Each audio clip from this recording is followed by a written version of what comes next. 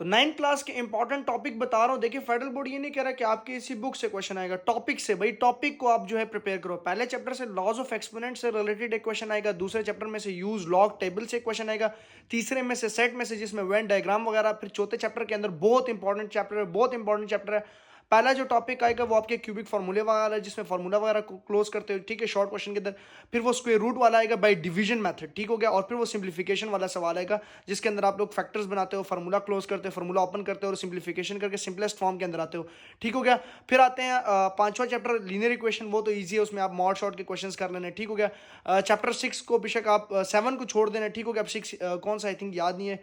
फिर 8 की तरफ आओगे, 8 के अंदर आपके लिए सबसे इंपॉर्टेंट जो है वो इंटीरियर एंगल वाला सवाल, ठीक हो गया। फिर वो नॉर्म वाला, सिमेट्रिक फॉर्म वाला, ठीक हो गया, स्लोप इंटरसेप्ट फॉर्म, ये वाले टॉपिक आपने लाजमी करने 8.2 के अंदर। तो ये टॉपिक जब तक आपके कवर नहीं होंगे, आप देखिए चौथा चैप्टर और 8वां चैप्टर, इसको बिल्कुल निचोड़ लेना, ये आप बार बार प्रैक्टिस करें, इसमें से बहुत सारा आपका डाटा निकलेगा, बहुत सारे नंबर्स निकलेंगे।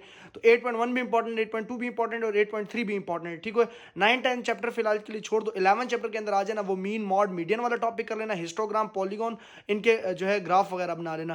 तो ये जो टॉपिक मैं बता रहा हूँ, इस टॉपिक से रिलेटेड क्वेश्चंस प्रैक्टिस कर लेना, लाजमी से लाजमी आपके इनमें से क्वेश्चंस आएंगे।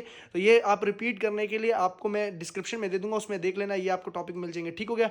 बहुत शुक्रिया, अपना ख्याल रखना, अल्लाह हाफिज़।